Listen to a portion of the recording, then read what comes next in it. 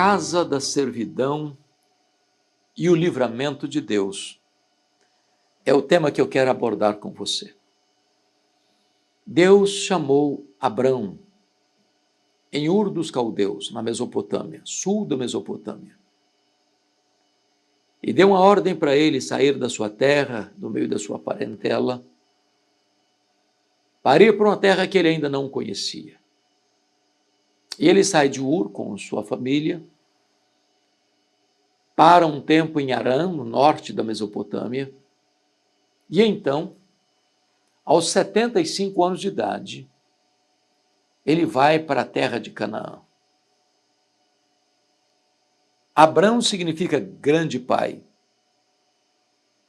E Deus prometeu abençoá-lo e, através dele, todas as famílias da terra. Deus prometeu, numa linguagem hiperbólica, que a sua descendência seria tão numerosa como as areias da praia ou como as estrelas do céu. Portanto, um número incontável. Mais tarde, Deus aparece para Abrão e disse para ele que a sua descendência desceria ao Egito e seria escrava no Egito por 400 anos. Mais tarde, Deus muda o nome de Abrão para Abraão, que significa pai de multidões, muito embora o filho da promessa ainda não tivesse nascido. Portanto, aos 100 anos de idade, Abraão tem o grande milagre de ver Isaque nascer. Corpo amortecido e a mulher em avançada idade, já fim das regras, a menstruação, e ainda estéril. E agora, essa família cresce. Isaque, aos 40 anos, se casa com Rebeca, e ela é estéril, e ele ora por ela 20 anos. E quando Isaque tem 60 anos, nascem os filhos gêmeos, Esaú e Jacó. Deus havia escolhido desde o ventre o filho mais novo, Jacó, por onde procederia o seu povo hebreu, de onde viria o Messias. Jacó tem seu filho José, vendido pelos próprios irmãos como escravo para o Egito, quando o menino José tinha 17 anos e seu pai, Jacó, tinha 108 anos. Jacó pensou que José tivesse sido morto por uma besta fera, porque foi este o teatro que os seus irmãos montaram para enganar o pai por 22 anos. Porém, Deus mudou a sorte de José, e no Egito, a despeito de sofrer terrivelmente injustiça, sendo preso, acusado, José sai da cadeia para ser o governador do Egito. 22 anos depois. Portanto, o José está com 39 anos e o seu pai Jacó com 130 anos. E José leva a sua família, então, para o Egito, para a terra de Gósen, a melhor terra do Egito. E diz a Bíblia que desceram com Jacó 70 pessoas para o Egito, tendo todas as regalias e prestígios por amor a José. E os hebreus, então, começam a se multiplicar naquela terra. Morreu José, morreram seus irmãos, Jacó já estava morto. E o povo hebreu continuou crescendo, crescendo e crescendo e crescendo e crescendo. Também morreu o faraó que conhecia José. E agora diz a Bíblia que o povo se multiplica e se torna muito poderoso. Versículo 7 de Êxodo 1.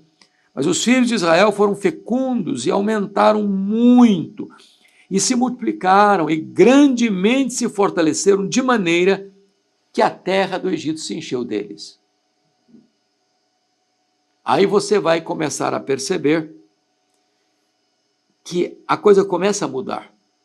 Para cumprir a profecia de Deus lá em Gênesis 15, Abraão, que a descendência dele desceria o Egito e seria escrava no Egito. E o verso 8 diz: entremente se levantou um novo rei sobre o Egito que não conhecera a José. Naquela época, então, não tinha tanto a questão das memórias, dos registros de memórias, e aí o fato de um novo rei, um novo faraó se levantar sem conhecer o passado, vai trazer consequências, porque o verso 9 diz assim: ele disse ao seu povo: eis que o povo dos filhos de Israel é mais numeroso e mais forte do que nós. Talvez superestimando o problema. Muito provavelmente, não havia mais hebreus do que egípcios. Mas, quando a pessoa quer ter uma atitude perversa de ataque, perseguição, ele superestima o problema para tentar, então, tomar as medidas cabíveis, segundo a sua ótica. E, em virtude dessa leitura desse novo rei, ele toma uma medida. Primeira medida, versículo 10. Eia, usemos de astúcia para com ele, para que não se multiplique, e seja o caso que, vindo guerra, ele se ajunte com os nossos inimigos e peleje contra nós e saia da terra. Então, a essas alturas, o novo rei toma uma postura: vamos agir de astúcia, vamos agir com astúcia, com dolo, com traição. O povo já era escravo nessas alturas. Já tinha trabalhos forçados. Mas eles imaginavam que, uma vez que estavam crescendo tanto, se houvesse uma guerra, esses hebreus se uniriam aos inimigos e sairiam da terra, porque eles eram mão de obra barata. Eles eram escravos. Eles produziam e não recebiam. Então a astúcia desse novo rei era de oprimi-los ainda mais, escravizá-los ainda mais. Botaram carga mais pesada sobre eles para que eles não tivessem condições emocionais de se proliferarem no Egito. Aí o verso 11 diz assim: e os egípcios puseram sobre eles feitores de obras, para os afligirem com suas cargas. Veja você que agora a astúcia consistia nisso. Vocês não são apenas escravos. Nós vamos colocar feitores de obras vigiando vocês o tempo todo, com chibata, com cobrança, com exigências. Vocês não terão folga, vocês não terão descanso, vocês não terão qualquer alívio. Vocês terão que trabalhar debaixo do chicote, da chibata, e produzir o máximo. E aí o que acontece? Tem o resultado. E os israelitas edificaram a Faraó as cidades Celeiros, Pitom e Ramsés. Então, dentro da astúcia e da opressão, os israelitas estão produzindo riqueza para o Egito, estão produzindo infraestrutura para o Egito, cidades celeiros. Verso 12. Mas quanto mais os afligiam, tanto mais se multiplicavam e tanto mais se espalhavam, de maneira que se inquietavam por causa dos filhos de Israel. Aqui tem uma bênção de Deus. O povo está debaixo de trabalho forçado, trabalho escravo, debaixo de chibata, debaixo de opressão. E pensando os egípcios que com essa postura astuta, ardilosa, nefasta, pudesse recuar a densidade demográfica, o crescimento demográfico dos hebreus. Mas o texto diz que quanto mais se afligia, tanto mais se multiplicavam. Isso é uma graça de Deus, isso é uma manifestação da bondade, da multiplicação, da bondade de Deus na vida deles. E tanto mais se espalhavam. Ou seja, de repente, os hebreus foram tendo capilaridade em todo o vasto império egípcio, a casa da servidão. Agora vamos ver qual foi a próxima medida do faraó para conter o crescimento dos hebreus. Versículo 13. Então os egípcios, com tirania, faziam servir os filhos de Israel. E lhes fizeram amargar a vida com dura servidão, em barro e em tijolos, e com todo o trabalho no campo, com todo o serviço que se tira, em que na tirania o serviam. Bom, gente, agora não é mais apenas trabalho forçado, escravidão, feitores de escravos. A palavra aqui é mais forte. Com tirania faziam servir os filhos de Israel. E tirania tem a ver não só com trabalho forçado, não só com chibata, mas com crueldade. Talvez nós pudéssemos evocar aqui os campos de concentração nazista, onde os trabalhadores tinham escassez de pão, tinham roupas ineficientes no inverno e tinham que trabalhar debaixo da chibata, da tortura, muitos deles morrendo, sucumbindo aos maus tratos, à violência, à opressão. A casa da servidão está agora com tirania, com violência física, psicológica, emocional, fazendo amargar a vida do povo. Qual o propósito? Frear o crescimento dos hebreus. Agora veja você a próxima medida do faraó para conter o crescimento dos hebreus. Versículo 15. O rei do Egito ordenou às parteiras hebreias, das quais uma se chamava Sifrá e a outra Puá, dizendo: quando servirdes de parteira às hebreias, examinai, se for filho, matai-o, mas se for filha, que viva. Agora você começa a perceber que é o infanticídio. Agora veja você duas coisas. Faraó está usando parteiras hebreias para matar crianças hebreias. Ou seja, na cabeça dele, essas parteiras vão ser o terror do seu próprio povo, porque elas vão estar matando os próprios filhos hebreus. Estaria se criando aí uma espécie de fissura, de brecha, de ferida nas relações. Porque se ele empregasse parteiras egípcias para matar meninos hebreus, ok, poderia ser aí um problema de raça. Mas agora não, ele está empregando parteiras hebreias para matar meninos hebreus. Porque se ele elimina os meninos, ele dizima o povo. Mais uma coisa. Qual o papel de uma parteira? É dar vida, é trazer vida, é ajudar uma mulher a dar à luz. Ele está invertendo o papel dessas mulheres. Aquela que é instrumento para trazer vida, agora vai ser instrumento de morte. Olha a crueldade disso. Agora veja você, os poderosos deste mundo sempre encontrarão a resistência daqueles que temem a Deus. Porque está escrito no verso 17. Preste atenção aqui. As parteiras, porém, temeram a Deus e não fizeram como lhes ordenara o rei do Egito.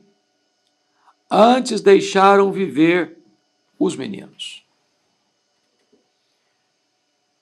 Quem teme a Deus não teme aos homens.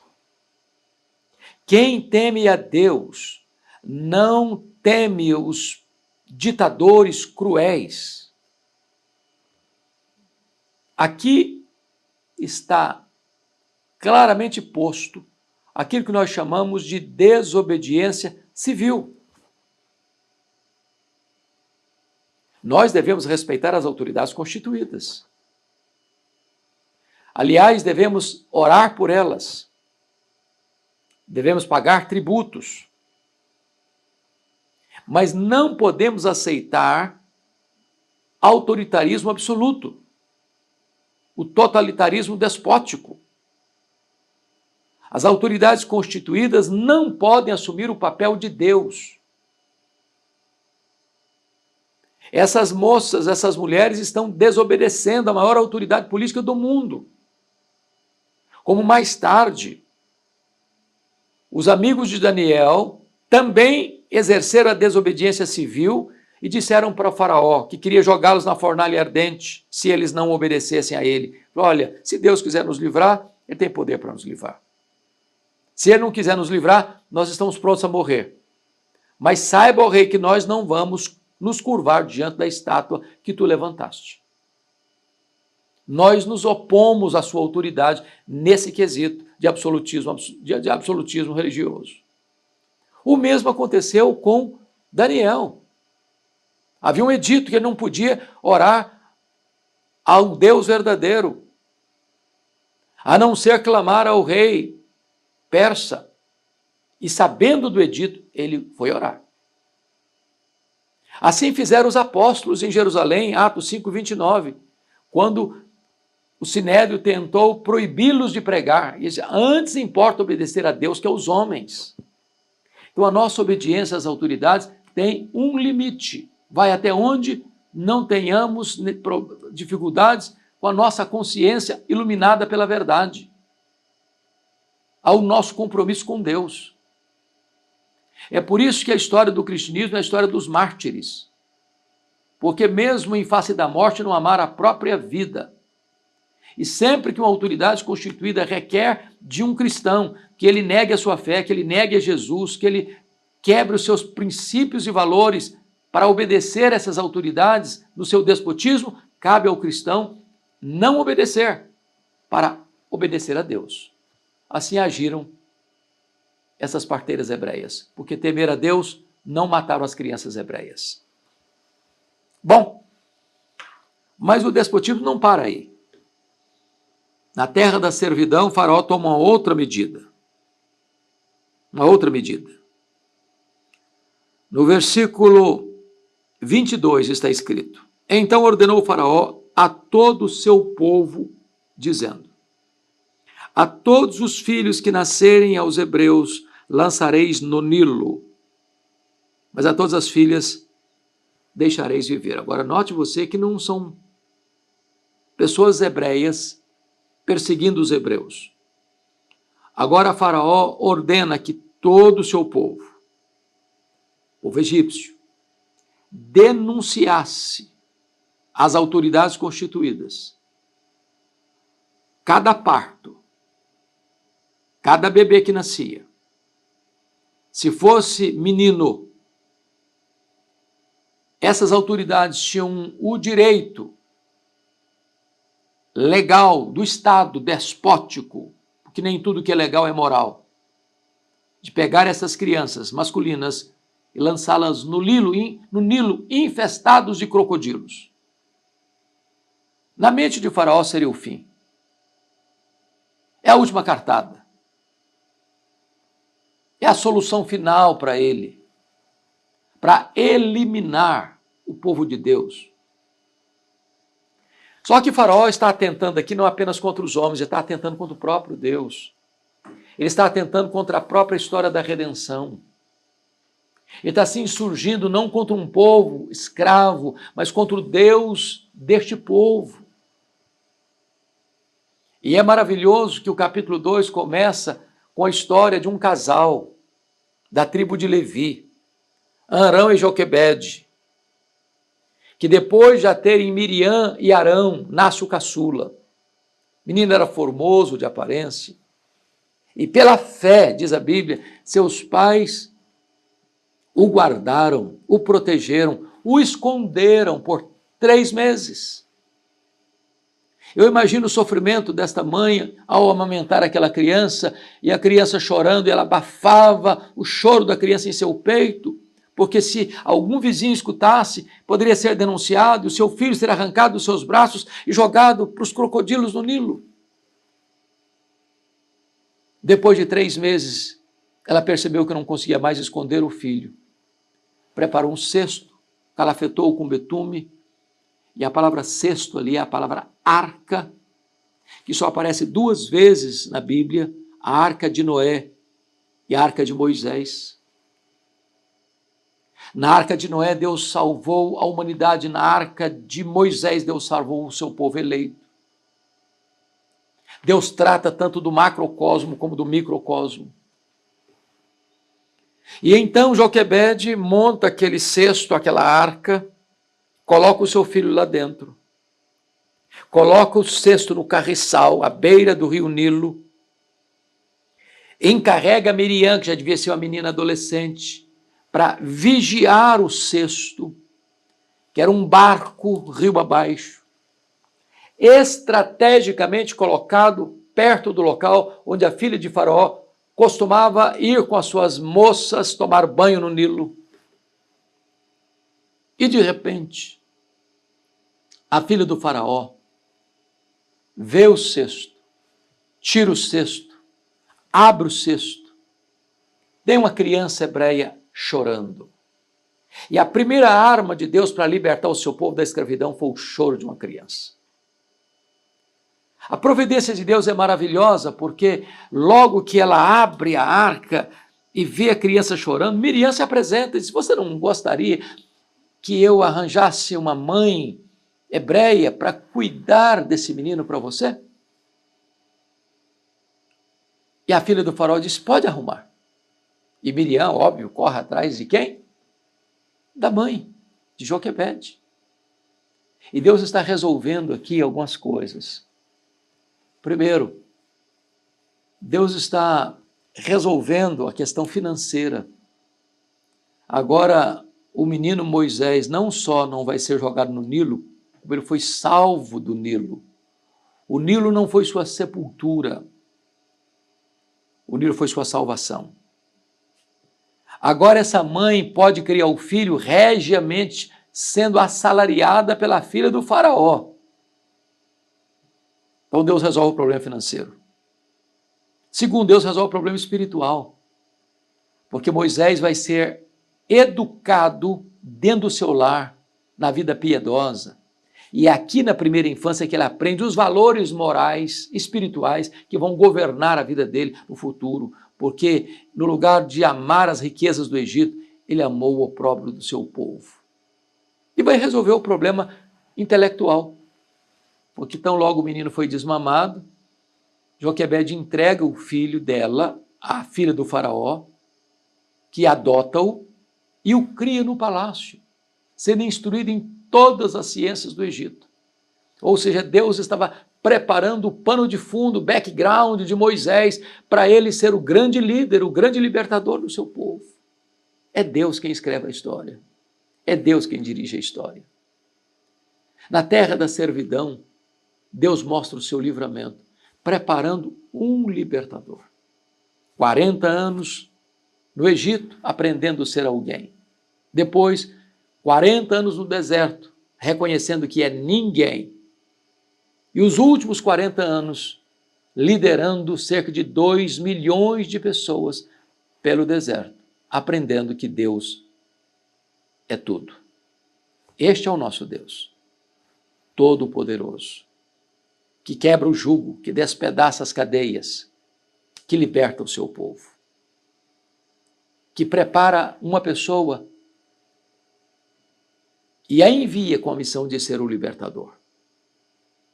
Moisés nos aponta o verdadeiro libertador, Jesus Cristo, nosso Senhor. Ele veio para quebrar as nossas algemas. Ele veio para romper os nossos grilhões. Ele é aquele que quebra a tirania do diabo, a opressão do pecado, o tormento da culpa e nos redime. não com ouro nem com prata, mas com seu próprio sangue. Esta é a gloriosa história da redenção. Espero que esta mensagem tenha abençoado o seu coração. E se ela assim o fez, por favor, compartilhe-a com seus amigos. Se você ainda não está inscrito nesse canal, nos ajude, inscreva-se. Todo dia tem mensagens inéditas aqui para abençoar a sua vida e a sua família. Portanto, Deus abençoe a sua vida e o seu coração. Gratidão por estar aqui comigo.